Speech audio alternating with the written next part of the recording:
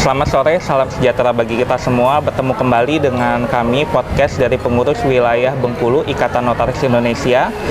Pada hari ini, Sabtu, tanggal 2 Maret 2024, di hadapan kita telah hadir Bapak Yulistya Adi Nugraha, SHMKN, sebagai Notaris Kabupaten Tegal, dan juga Ketua Pengurus Daerah Kota Bengkulu Ikatan Notaris Indonesia, Bapak Denny Yohanes, Sarjana Hukum, Magister Penotariatan. Selamat datang Bapak Adi Yulistya Nugroho di Provinsi Bengkulu, Bumi Rafflesia.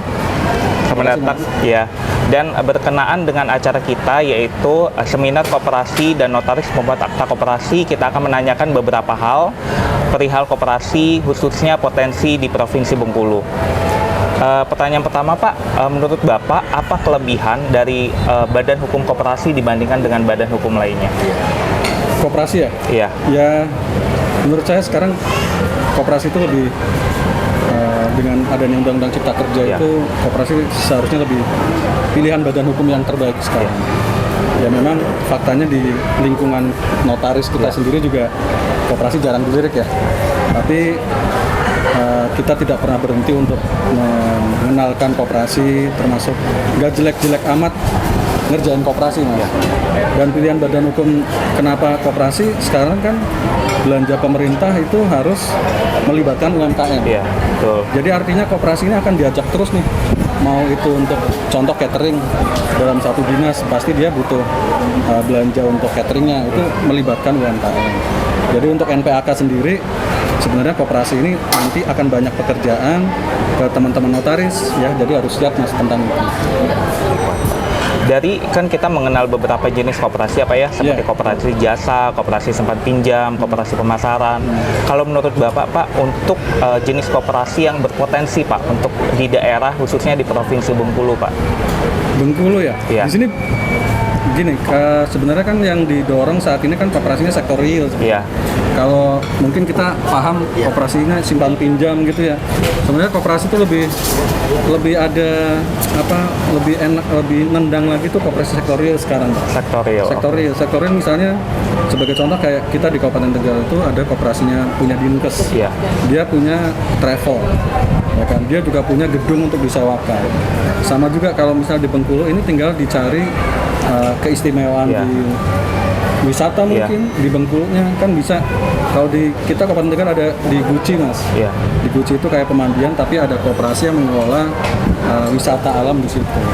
Tinggal dicari karakteristik apa di daerah tersebut, lalu kesatuan visi, kesatuan misi, terus koperasi berdiri di daerah tersebut, Mas. Dicari aja di Bengkulu ini apa yang menarik, Pak. Pak Ketua. Iya. Jadi tergantung potensi daerah. Betul, ya, Pak ya. Disesuaikan dengan itu. Iya. Mungkin kalau di Provinsi Bengkulu ini kan memang terkenal dengan lumbung padi dan juga hasil perkebunan, Pak. Yaitu teh dan kopi. Mungkin hal ini yang bisa memberdayakan masyarakat untuk usaha kecil menengah. Iya, pastinya. Iya. Dan bagi NPAK sebenarnya juga semakin banyak koperasi yang mungkin berdiri, ya kan balik lagi Pak. Pastinya pekerjaan ke NPAK ini semakin banyak pastinya Pak. Dan beragam, ada pendirian juga, ada perubahan. Ya kita harus siap ketika mereka berdiri ataupun kita ada perubahan, kita siap untuk menerima pekerjaan tersebut. Iya. Dan menurut Bapak, Pak, seberapa pentingnya penyuluhan bagi para notaris pembuat akta koperasi untuk mendapatkan pengetahuan terbaru atau upgrading capacity kepada mereka terkait dengan status badan hukum koperasi, atau sekarang sudah muncul Undang-Undang Cipta Kerja, Pak. Jadi istilahnya notaris pembuat akta koperasi kan juga wajib update.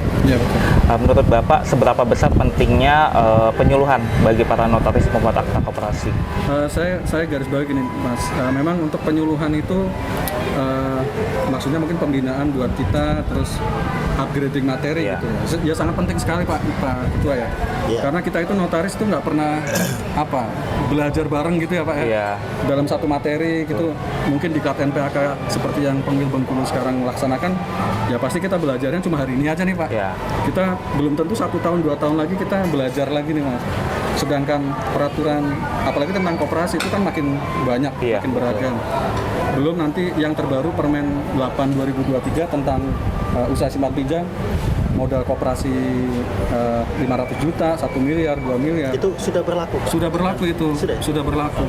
Jadi artinya kalau kita tidak pernah update, tidak pernah diberi materi lagi, ya kita tertinggal gitu. Ya. Jadi memang penting sekali untuk ada materi-materi. Saya kalau ngomong sama Pak Nano nih agak minder ya, Pak. Karena paham koperasi Pak Nano. Cuma saya ada pertanyaan singkat. Kita di Bengkulu ini kan banyak BUMDes itu, badan usaha milik desa ya. Nah, badan usaha milik desa ini kan mereka ada di pedesaan. Ya.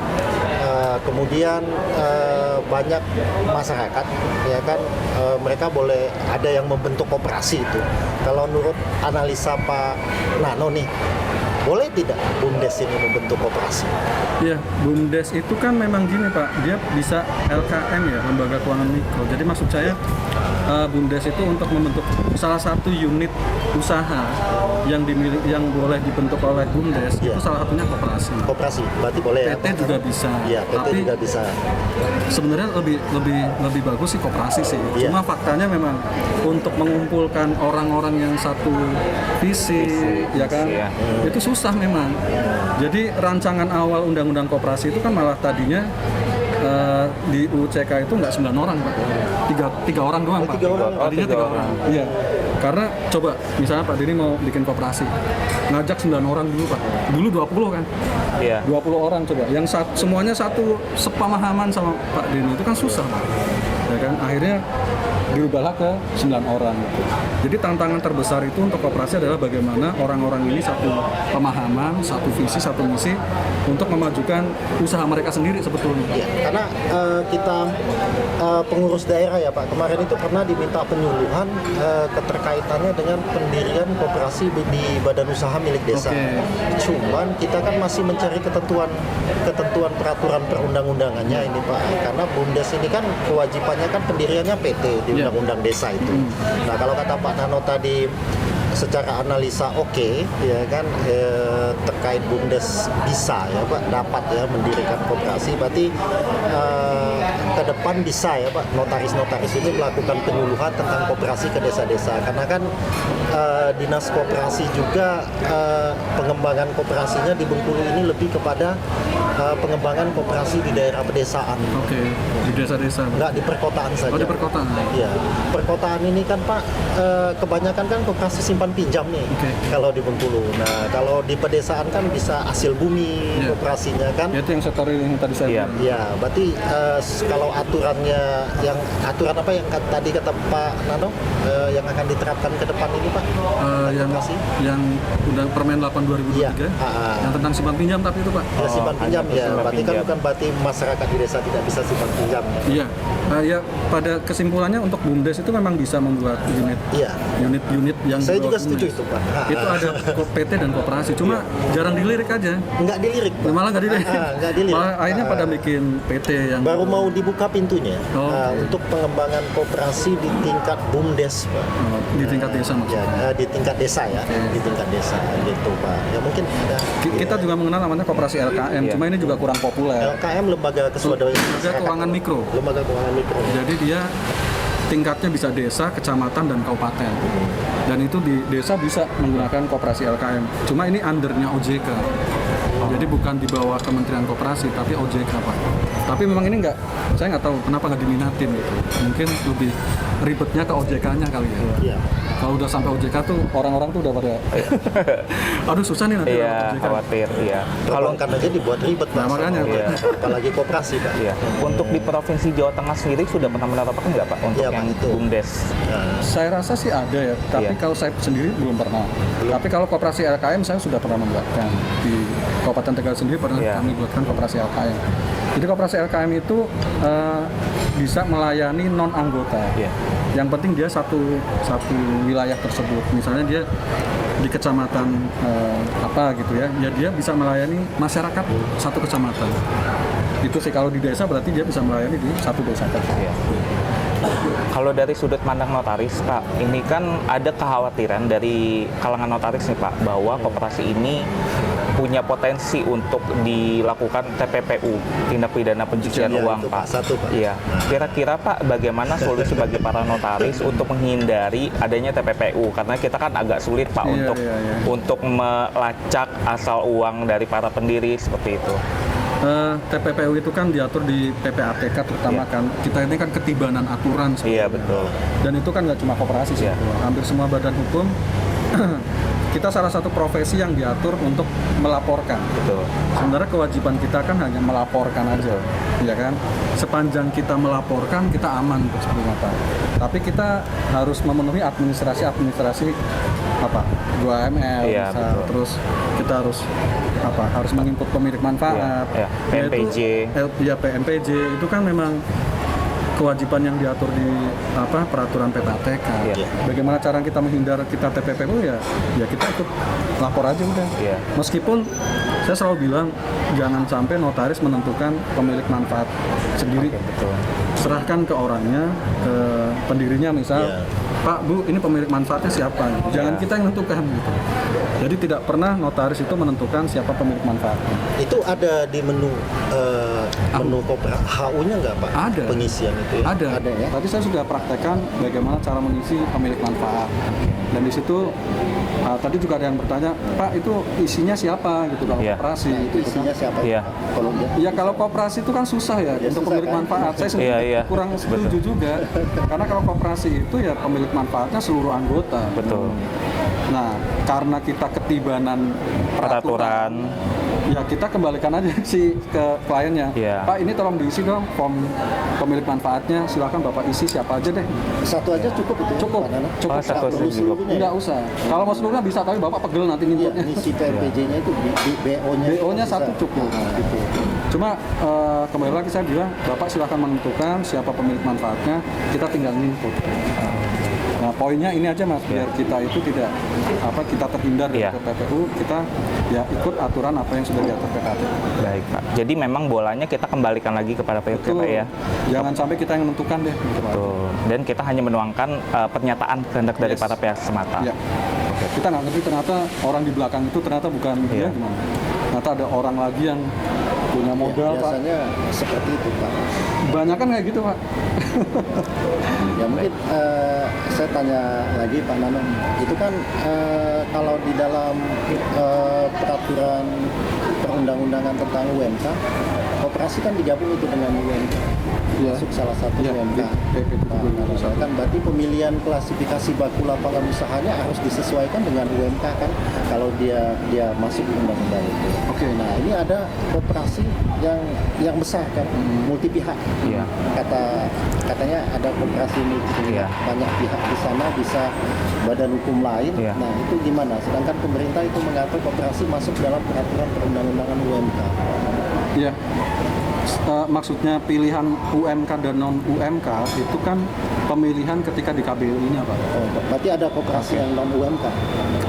Tergantung KBLI yang dipilih. Tergantung KBLI. Oh, baik. Betul. Karena setiap KBLI itu kan sejak dia di OSS RBA, Pak, Iya. yang basisnya resiko. Itu kan ada yang tingkatnya rendah, menengah, sama tinggi. Tinggi. Di OSS-nya. Nah, betul. Ketika dia masuk ke resiko yang tinggi dan dimungkinkan dia bukan non UMK, maka itu harus dipilih, Pak. Pada saat awal OSS kita harus milih dua opsi, baik. UMK atau non UMK. Iya. Nah, kalau kita pilih yang non UMK, berarti kita harus memilih KBLI yang memang non UMK. Ada KBLI yang khusus UMK, ada KBLI yang khusus non UMK. Berarti koperasi ya sama kayak PT perseorangan dengan Ya PT sama. umum ya. Ketika dia milihnya usahanya tambang misalnya, Ya itu PT umum. berarti kan dia milihnya ke Berarti dia non UMK. Kan seperti itu. Terus tadi masalah multi pihak itu, Pak, multi pihak itu dalam satu koperasi ada dua pihak, dua kelompok. Jadi misalnya ada kelompoknya, satu koperasi ada kelompok investor, ada kelompok konsumennya sendiri. Konsumennya sendiri. Itu dijadikan satu dalam satu koperasi. Selama ini kan cuma satu arah aja ya. Ya, Ya satu koperasi isinya konsumen. ya itu. Yang ini ada dua, cuma apa namanya? Ini belum familiar. Belum familiar. Nggak populer, Pak. Cuma peraturan Menteri 8 2021 udah ngatur tentang koperasi multi pihak. Cuman untuk pengembangan perekonomian ke depan itu punya prospek nggak? Oke. Multi pihak. Multi pihak. Kalau yang sekarang dipakai KMP itu Pak, anak-anak muda sebetulnya. Oh, Koperasi yang baru-baru ya, yang dia itu update. Sebenarnya kan multi pihak itu adopsi dari luar negeri. iya. Gitu ya, Pak. Jadi bukan di Indonesia sebetulnya. Ada yang banyak yang nggak setujunya daripada yang setuju. Nggak setuju? Enggak setuju Nggak setujunya alasannya karena bedanya dengan yang koperasi konvensional, pendiri itu kan ketika sudah mendirikan Pak. Iya, itu sama haknya dengan anggota yang lain kan. betul. Ya nggak, misalnya Iya. Mas bikin koperasi ya kan, store modalnya juga 100.000. Ya sama kan, begitu rapat Iya. anggota, Mas juga sama haknya. Ya, one man one vote ya, Pak One ya. man, one vote. Iya. Tapi kalau di koperasi multi pihak, pendiri ini punya hak suara lebih Pak. Oh. Atau bisa ditentukan komposisinya. Langsung di dalam akta notaris. Langsung di dalam akta notaris. Oh, baik. Misalnya pendiri punya bagian 30% suara nih. Lalu yang kelompok satunya punya berapa? Sisanya misalnya 40%. Iya. Lalu ada satu kelompok lagi yang sisanya 30%. Maka yang 40% ini yang punya hak suara lebih besar. Iya. Pada Nah, saat rapat rapatnya Anggota. ada dua. Oh, rapat Satu ada dua, rapat kelompok, masing-masing kan rapat-rapat nih. Iya. Satu rapat paripurna. canggih, Pak. Itu canggih Pak. Iya. Nah, Itu nah, pembagian porsi suara ini Iya. yang tidak disetujui, ditolak oleh banyak pihak. Karena dianggap tidak seimbang tadi. Nah, terus juga salah satunya adalah ini kayak PT banget nih. Iya, betul. Ya kan? bidangnya apa itu? Bidangnya Selain simpan pinjam. selain Simpan pinjam. Boleh. semua usaha Sektor boleh. real boleh. Berarti ada pengawasan internal pihak lain, OJK misalnya untuk koperasi. Kalau OJK kan jelas ke jasa keuangan. Iya, betul. Ya, contoh misalnya dia apa sih, usaha perdagangan contoh Pak. perdagangan besar, berarti Iya. hampir sama kayak PT itu. Sebenarnya yang ditangkap oleh Kementerian Koperasi itu garis besarnya adalah bagaimana satu koperasi menyatukan pihak-pihak itu dalam satu Visi misi yang sama. sebagai contoh Iya. misalnya Mas hanya pembeli aja Iya. ya kan, tapi investornya dari luar nih. Iya. Investornya sekarang diajak masuk ke dalam. Iya. Jadi ketika dia masuk ke dalam, dia juga aware dengan koperasi ini. Oh, oke, baik. Ya kan? Selama ini kan investor ketika masuk ya cuma Cuma saya taruh punya uang sekian. modal, iya, benar. Ya kan? Tapi ketika KMP dia dimasukin dalam pihak di koperasi tersebut. Di Bengkulu udah Iya. ada nggak? Nah, Belum ada kayaknya. Belum tahu, Pak. Indonesia baru puluhan kok. Belum baru puluhan ya, Pak. Pernah Iya. buat itu, Pak? Belum. Mau hampir Pak, Iya. tapi nggak jadi. Jadi memang harus ada partisipasi aktif ya, Pak ya, dari investornya gitu ya, Pak. Kalau dia dimasukin ke dalam, Iya, ke berarti dalam. kan partisipasi Iya. aktif, Mas.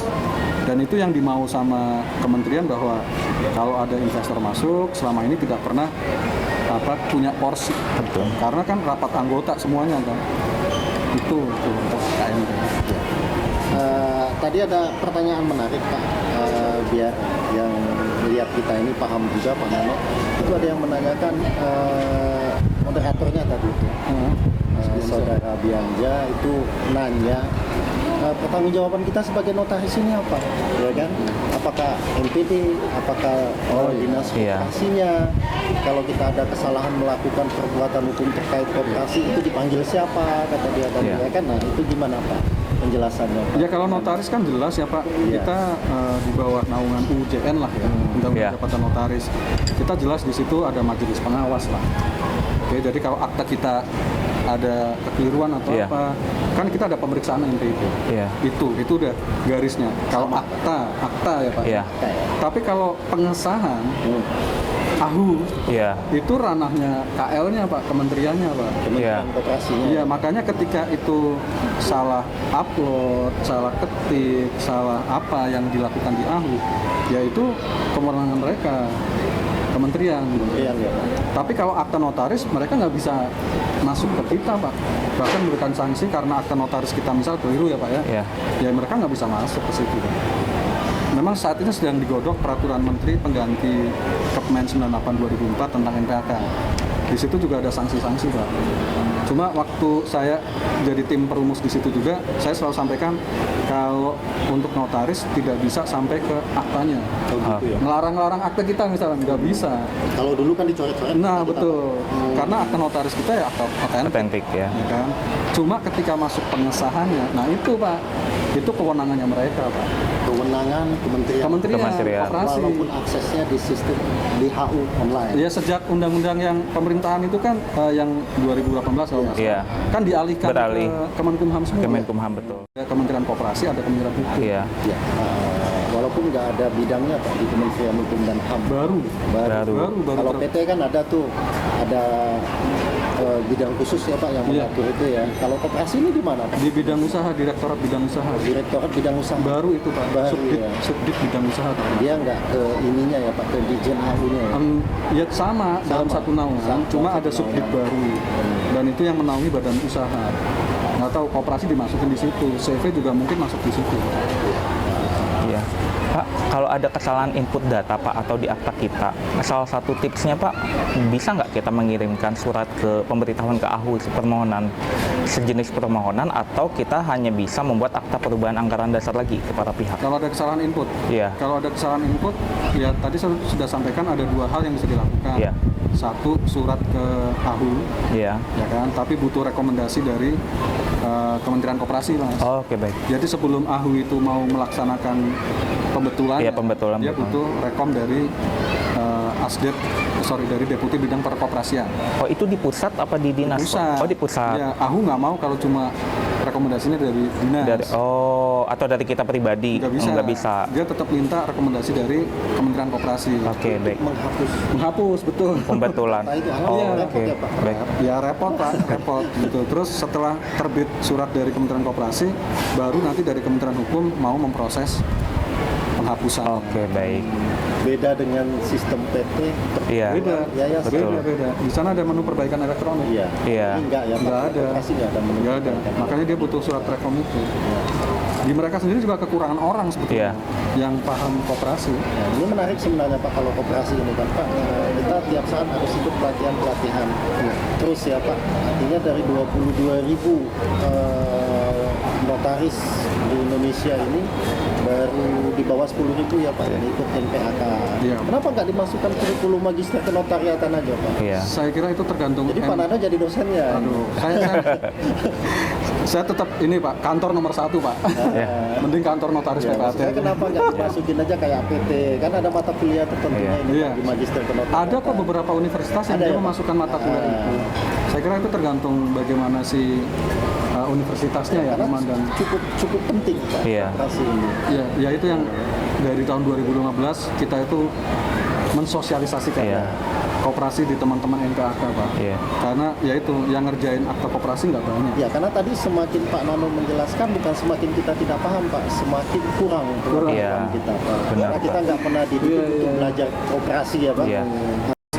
Tentang penyederhanaan itu sebenarnya Kementerian Koperasi sudah membuat penyederhanaan akta Iya. draftnya. Iya. Jadi yang tadinya 60-an pasal, Iya. sekarang jadi 30-an pasal. Iya. Itu sudah ada surat edaran untuk penyederhanaan akta. Iya, yang Cuma- ada minimal 10 poin ya, Pak? Iya betul. Iya, betul. Itu kan diatur di pasal 8 Undang-Undang 2592 Iya, iya. bahwa ketentuannya kan sepanjang memang sudah memenuhi ketentuan A sampai F itu Iya. Pak. Ya akta itu boleh-boleh aja A sampai F ya kan. Cuma nggak tahu kenapa draft yang dulu itu sampai Iya. 60 itu banyak banget Pak. 60 lembar gitu kan, 60 pasal gitu. Iya. Akhirnya Kementerian Koperasi membuat penyederhanaan Ada. akta dengan kira-kira pasalnya cuma sekitar 30-an. Satu itu. Terus yang kedua, bagaimana tentang salah input itu saat ini akan dibuat PKS Iya. antara Apa itu PKS Pak? perjanjian kerjasama Oke. dari bagian TI-nya Kementerian Koperasi dengan AHU Pak. Oh, iya. Kalau ada salah-salah input ini seperti ini. Ya kebetulan saya juga diundang juga untuk PKS ini Ya. memberikan masukan. Saya memberikan masukan di tampilan-tampilan AHU-nya Pak. Di menu HU online. Menu AHU online-nya. Karena misal biar mereka nggak salah input. Ya. Jadi sebagai salah satu contoh nanti ada disclaimer Pak. Disclaimer ketika masuk ke menu PAD. Itu biar mereka kalau nggak nemu data yang sesuai, mereka jangan buru-buru dibuat pendirian.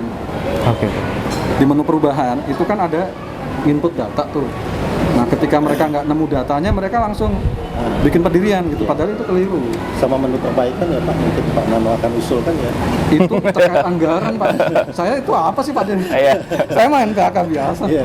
Ya tapi usulan-usulan itu pasti kita sampaikan lah. Iya. Kementerian. Usulan-usulan yang Iya. itu ya, Pak. Karena Pak Nano di mana-mana bilang menu perbaikan nggak bisa diperbaiki. Iya. Kata Pak Nano kan. Iya. Kelemahannya, Betul. Akses. Iya. Katanya gini Pak, untuk menambah satu item aja Pak, Wah, itu butuh anggaran Pak. Saya Oh, juga nggak oke. ngerti tuh kenapa gitu ya. Mungkin Terus, Iya kan? Gitu ya. Misalnya menambah menu apa gitu, itu pakai anggaran dia. Saya nggak tahu tuh anggarannya berapa.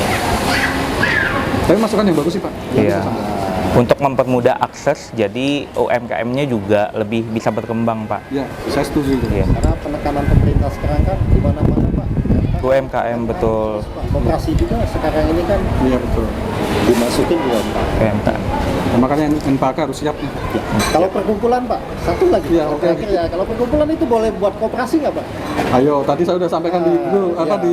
di kelas. Ya, Pak, biar iya. orang dengar Iya. juga Pak. Nah, Bentuk koperasi itu cuma ada dua. Iya. Primer dan Sekunder. Primer pendirinya orang, sekunder pendirinya 3 badan hukum. 3 badan hukum koperasi. Pertanyaan saya, perkumpulan itu apa? perkumpulan badan hukum. Badan hukum koperasi bukan. Badan hukum koperasi bukan. Beda, Ya, bukan, berbeda. itu nggak bisa. Berarti nggak bisa ya Pak. Jadi kalau ada Perkumpulan bikin koperasi itu nggak bisa. nggak bisa. Berarti kalau ada perkumpulan misalnya perkumpulan masyarakat bla bla bla mendirikan koperasi berarti nggak Pasti orang-orangnya Pak, Ya. orang-orangnya aja, tapi bukan badan hukum Oh perkumpulan. iya. Jadi mereka membawahi pribadi mereka ya, Pak ya? Harusnya pribadi mereka. harusnya ya. Yang 9 orang tadi. Yes, Iya, sebagai mereka koperasi primer. sebenarnya lepas dari perkumpulannya. Iya. Ah, Itunya, tapi ya faktanya akhirnya kebawa kan. Iya. Ini koperasi, yang perkumpulan masyarakat nelayan pesisir misalnya Iya. Pak. ya, Ada koperasinya di bawah perkumpulan masyarakat nelayan. ya itu sebenarnya entitas yang beda. Iya.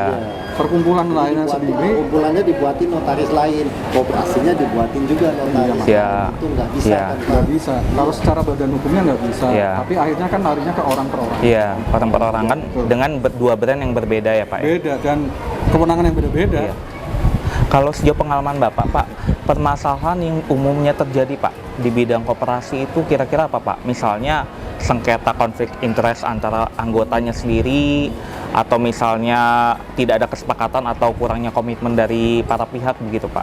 Kalau hal-hal sengketa biasa terjadi di dalam koperasi. Pasti double pengurus itu. Oh, oke. Dualisme kepengurusan. Oke, baik. Satu pegangannya mungkin RAT, tapi satunya menganggap RAT-nya nggak sah misalnya. Iya. Nggak quorum misalnya. Tapi mereka tetap jalan, satunya tetap jalan. Akhirnya 2 kepengurusan. Iya. Gitu. Terus yang banyak lagi ya tentang praktek-praktek mereka sih dalam operasional. Kalau misalnya ada ini, Pak, kedabel pengurusan, Pak, ADART-nya itu kita tuangkan dalam akta otentik. Kalau misalnya gimana Mas? ADART-nya misalnya mereka bikin berita acara rapat nih, kita kan dituangkan dalam akta nih. Itu kalau diaksesnya kelihatan nggak, Pak? Misalnya akta yang terakhir begitu. Kalau di transaksi di AHU, iya, dia kelihatan. Kelihatan. Di Pengurus Kemenko terakhir juga kan? tadi Pak Nano. Iya Iya. bisa. Saya juga Bisa. lihatnya tadi terkejut. Berarti Iya. Kemenko ini Cuma kalau di menu itu namanya menu ODS Iya. Iya. atau NIK. Iya. Kalau di NIK itu lengkap tadi. mereka harus input manual. Jadi Oke. diinput ketika laporan berita rapatnya datang ke mereka. Iya. Mereka harusnya nginput gitu. Nah kadang-kadang ada yang nggak input. Iya. Jadi yang data yang NIK yang tadi saya buka Iya. itu Iya. masih yang lama. Iya, betul. Cuman datanya terbuka untuk umum. Oh kata itu ya. Kalau itu mah Biasanya seperti informasi publiknya si kementerian. Iya. Informasi publiknya luar biasa, enggak kayak Iya. AHU online, ya. Notaris yang bisa buka. Iya. Atau bayar. Ya. Mungkin sudah lah. Iya. Baik. Atau masih ada yang ditanyakan lagi? Sudah, Pak. Iya. Dari saya cukup. Baik, Pak. Oke, saya tutup.